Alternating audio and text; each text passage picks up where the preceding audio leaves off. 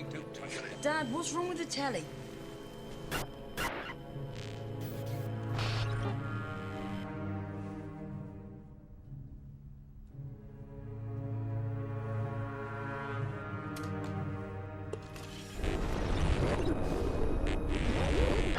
Good evening, London.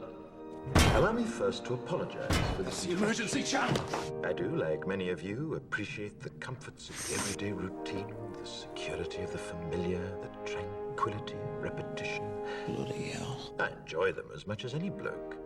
But in the spirit of commemoration, Who's that, Mum? whereby those important events of the past, usually associated with someone's death or the end of some awful bloody struggle, are celebrated with a nice holiday, I thought we could mark this November the 5th, a day that is sadly no longer remembered, by taking some time out of our daily lives to sit down and have a little chat.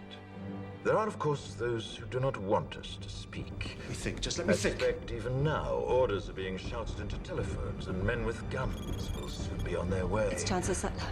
Damn it! Why? Because while the truncheon may be used in lieu of conversation, words will always retain their power. Words offer the means to meaning, and for those who will listen, the enunciation of truth.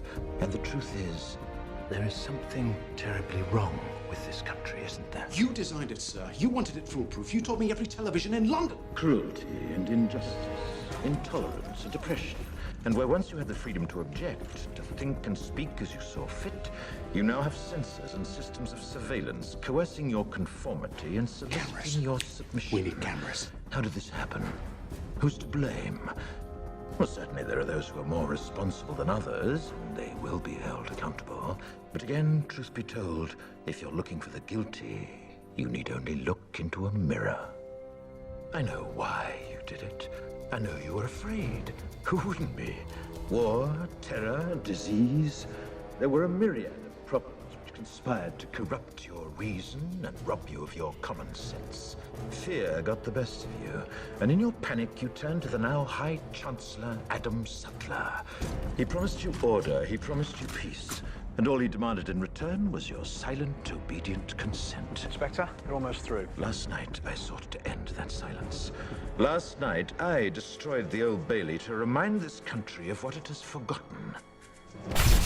More than 400 years ago, a great citizen wished to embed the 5th of November forever in our memory. His hope was to remind the world that fairness, justice, and freedom are more than words. They are perspectives. So if you've seen nothing, if the crimes of this government remain unknown to you, then I would suggest that you allow the 5th of November to pass unmarked. But if you see what I see, if you feel as I feel, and if you would seek as I seek, then I ask you to stand beside me 1 year from tonight, outside the gates of Parliament. And together we shall give them a 5th of November that shall never, ever be forgotten.